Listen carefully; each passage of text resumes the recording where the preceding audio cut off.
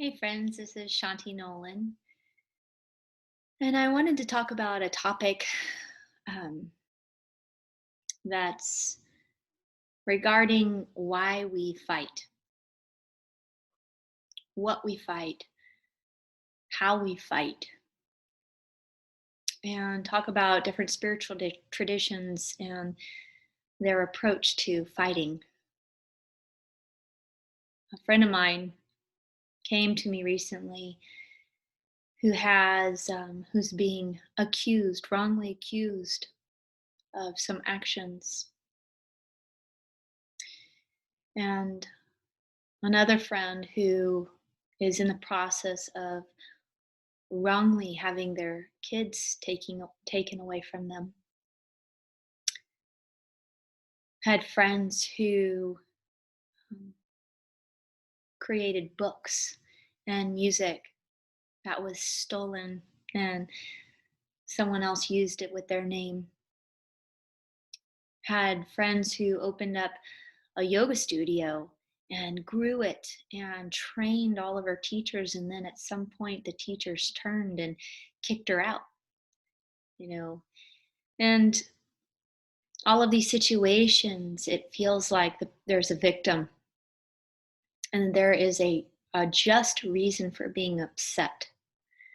There's a wrong being done to that person, and they are right in being upset. And yeah, that you have a right to be upset. However, how you approach and respond to the situation is what really tells the story. And it's easy to see the perpetrator uh, as the person that is wrong and the person that you're trying to fight. There's a lot of people right now that feel like they have their rights being taken away from them.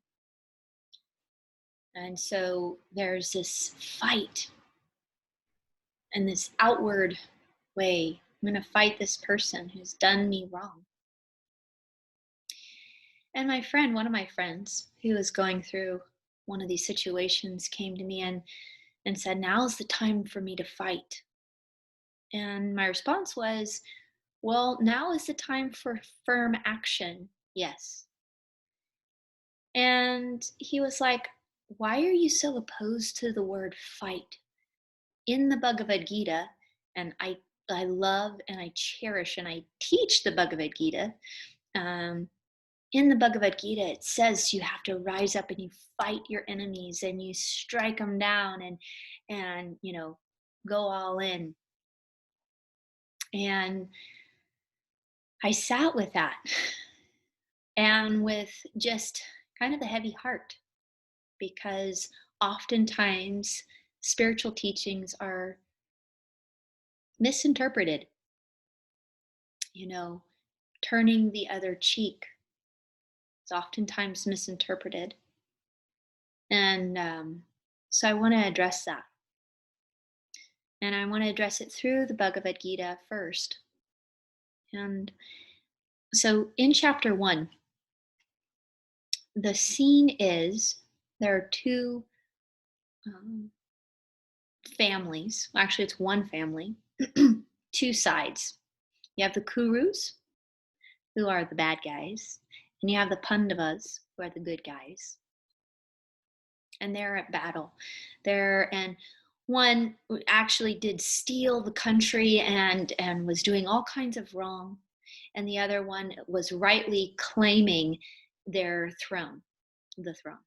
And so they're on the eve of this battle, and the leader of the Pandavas, his name is Arjuna, or he wasn't really the leader, but the main character of the Bhagavad Gita, the main warrior, is Arjuna, and he goes to the center of the field, right in between his army and the army that he's fighting against. Because he wanted to see, who is he fighting against? He wanted to get a good look at their faces. And when he went down to the middle of the field and he saw their faces, he broke down. And he said, I cannot fight these people. These are my cousins. These are my teachers. These are my family. And he absolutely refused to fight. He said, I can't do this. This is wrong to fight. In Krishna, who represents his consciousness, his conscience, his soul. It's not an exterior person. It's actually the whole Gita was written on through a meditation of our ego speaking or meditating and communing with the soul. And Arjuna represents the ego that desires to do good in this world, and Krishna represents the soul and the conscience. And Krishna says, you must fight this battle. And in truth, you've already won, but you have to go through the motions and fight. And Arjuna didn't understand why. And for many years, I didn't understand why either. I couldn't get past this first chapter of the Bhagavad Gita because it was saying to fight and kill these people. And I didn't get it. And I thought that's wrong and it's bad. And then I read Yogananda's version of the Bhagavad Gita, where he translates the Sanskrit names of every person. Because in the first chapter, it's kind of like in Deuteronomy in the Bible, there's a lot of names. There's names and names and names. You're like, oh my goodness. And it says basically all the names of all the people on the Kuru side and all the names of the people on the Pandava side. And you're just getting tongue twisted because you can't say all these names. Well, if you stop there, then it just looks like somebody's telling somebody to kill a bunch of people. And that doesn't sound very spiritual or enlightening at all. But if you study and learn what the Sanskrit names mean, you'll find that this whole story is an allegory and a metaphor, because the names of the Kurus, the names of the thing that the soul is telling the ego and the will that you must fight are greed, hatred, violence, selfish passion, material desires, the need for power, that kind of thing, the competition. And so all of the people out here were named that, selfish desire and this habit and that habit and your karmas and all these things. And so, and on the Pandava side, the names of the people, the warriors that were fighting, were clarity, truthfulness, purity, selflessness, that kind of thing, will, surrendered will. So you have these two sides at war with each other.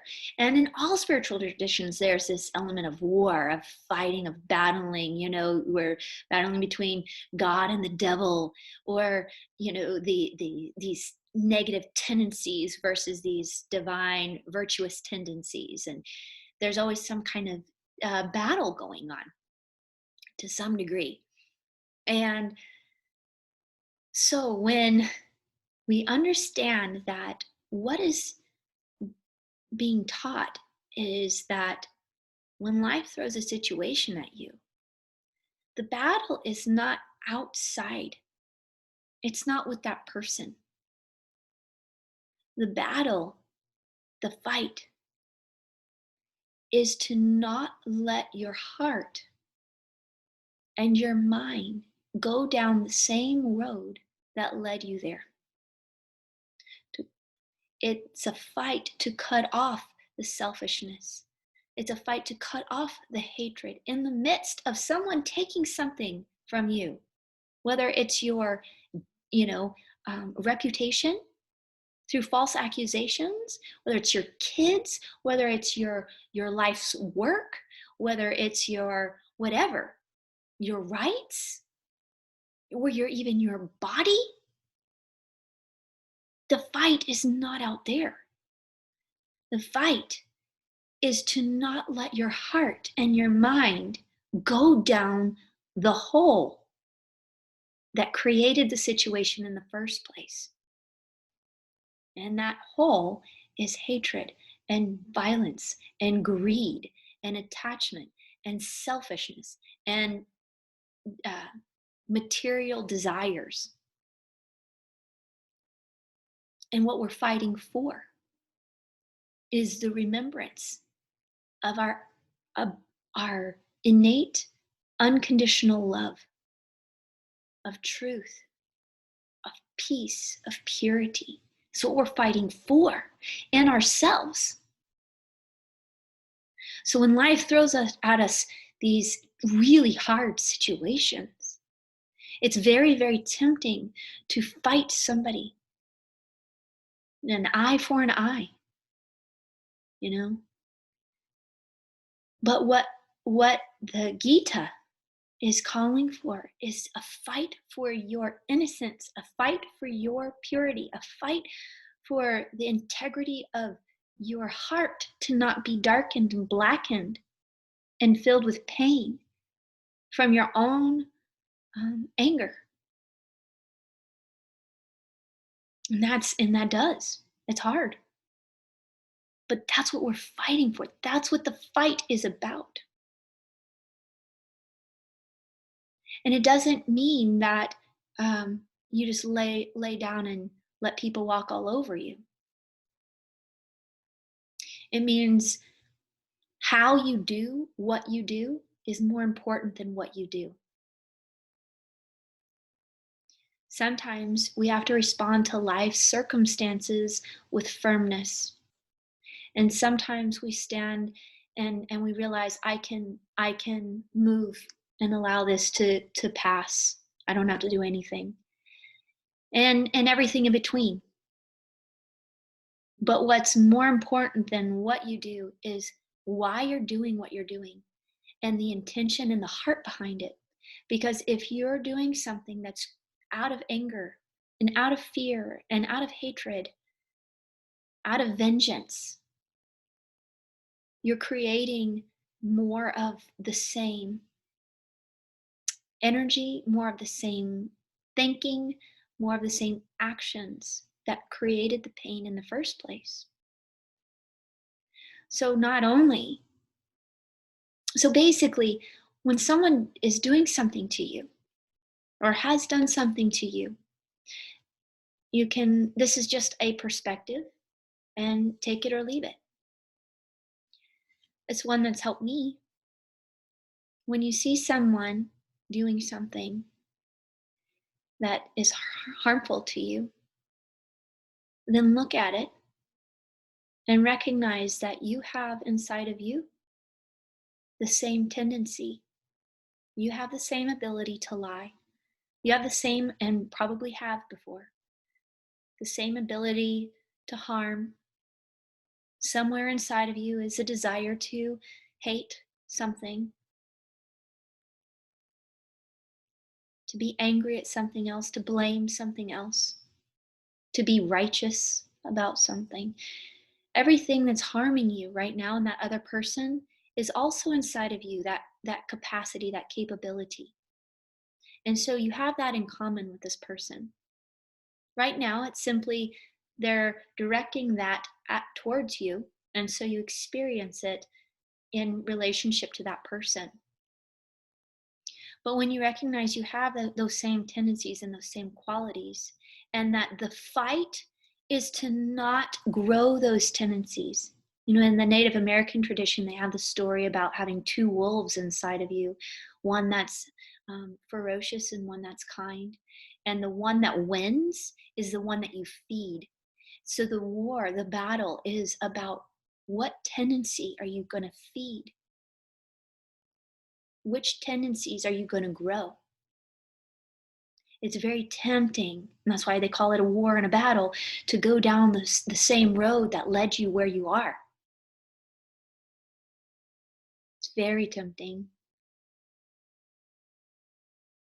But there's something greater, something that will set you free. And that's fighting for your truth. fighting for your purity, fighting for um, having an ability to keep a soft, open heart and a brave heart, a confident heart that's not afraid in the midst of things going on around you.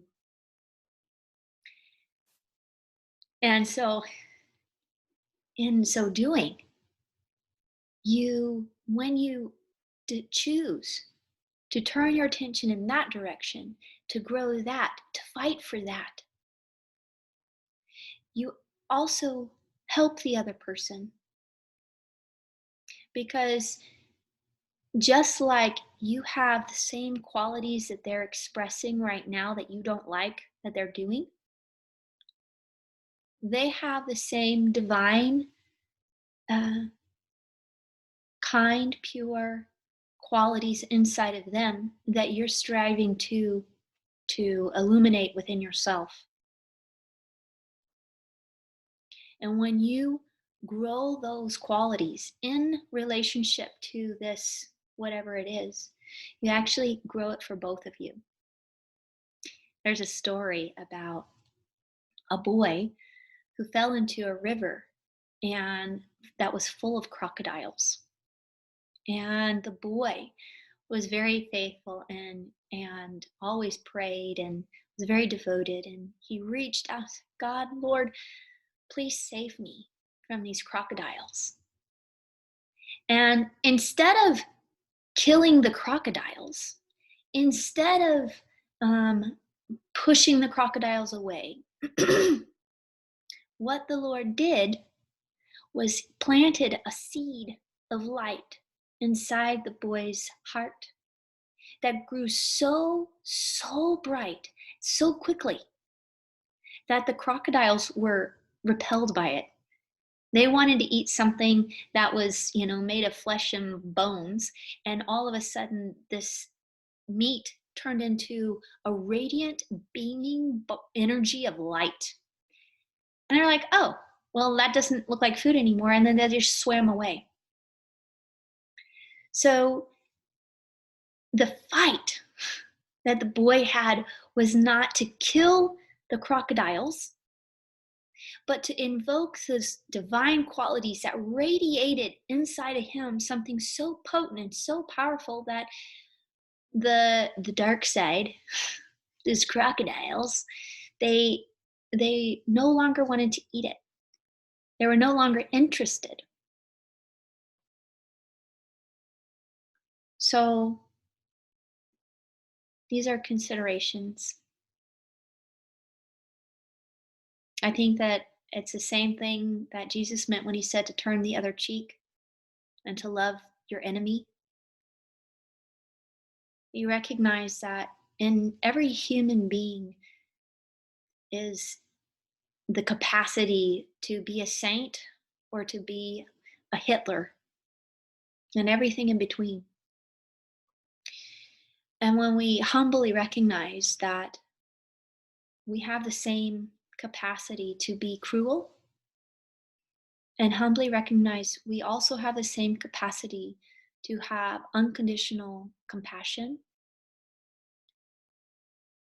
and based on where we turn our attention and what quality we decide to nurture in any given situation,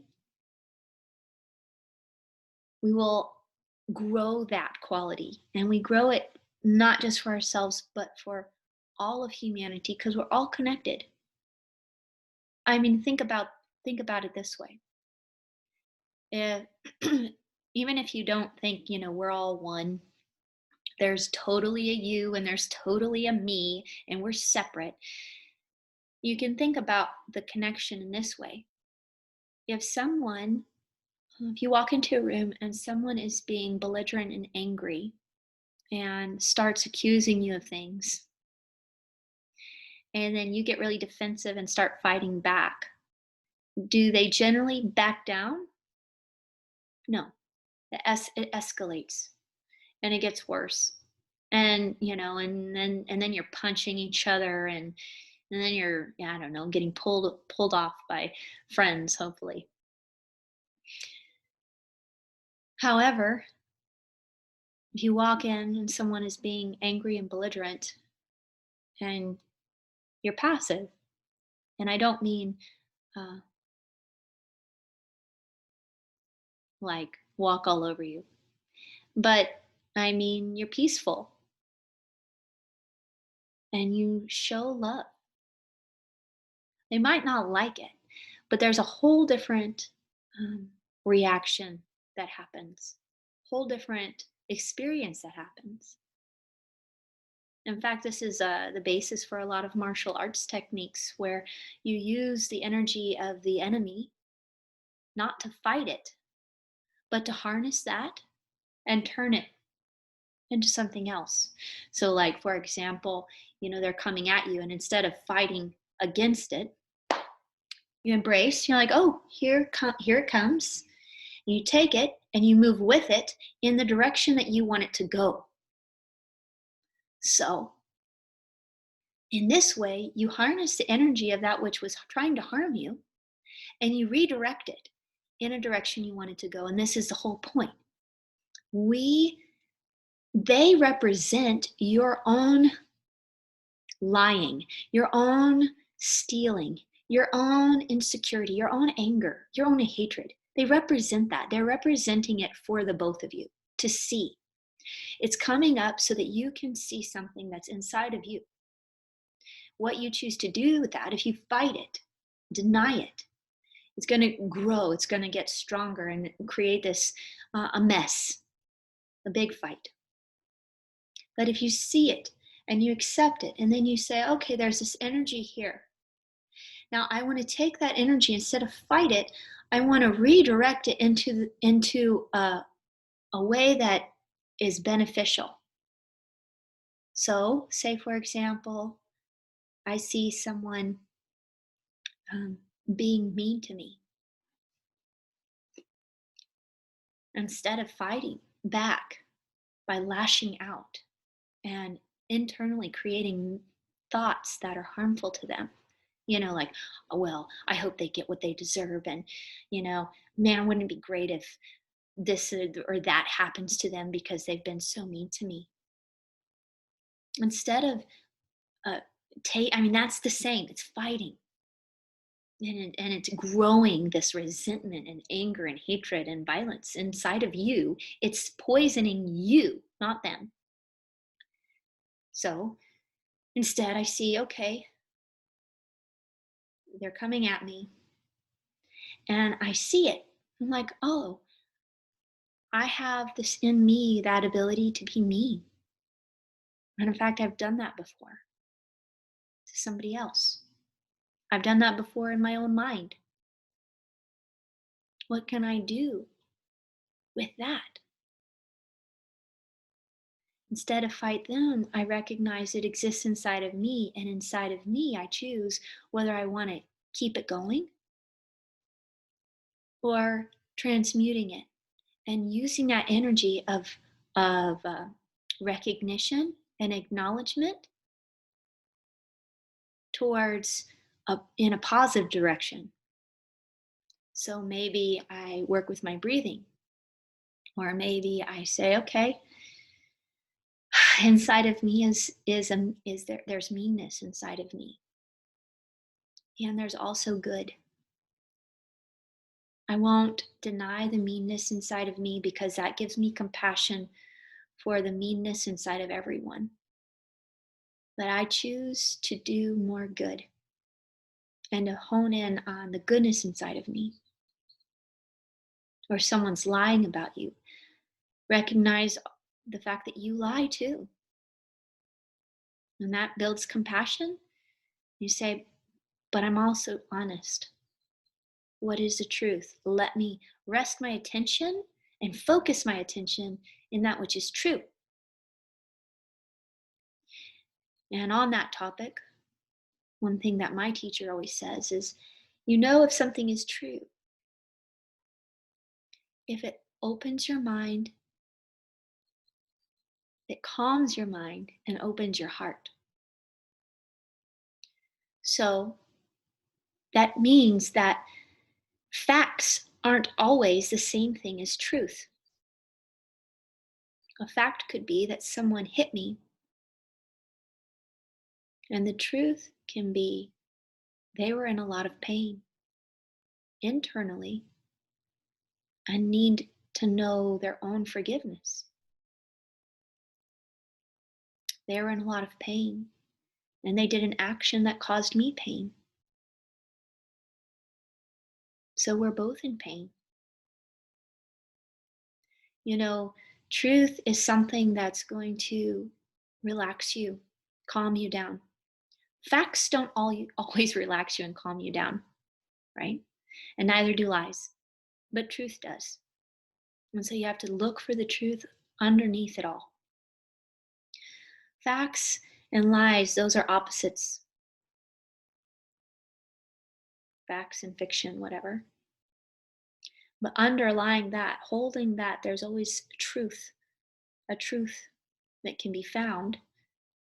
And in that truth, when you pay more attention to that, it settles things. It brings about clarity, brings about compassion, and it brings about more strength, harnessing your attention and your energy towards those qualities that we're fighting for.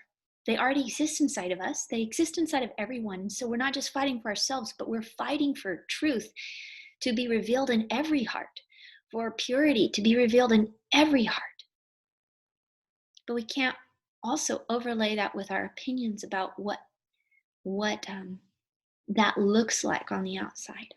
We can only live in the moment and act from that space. And sometimes the actions may seem strong, and sometimes they may seem soft. But what's important is to not look at the action, but the heart and the energy and the intent behind the action. And that's what's going to tell the story as to what wolf you're feeding or what side is winning. All of the wars are happening inside of you. All of the wars that I see are happening inside of me. And I'm either a part of the problem by adding more fuel to the fire, or I'm part of the solution by withdrawing the fuel from the fire and adding the fuel in a new direction. So these are insights from experiencing challenges in life and having the heart and the desire to rise above.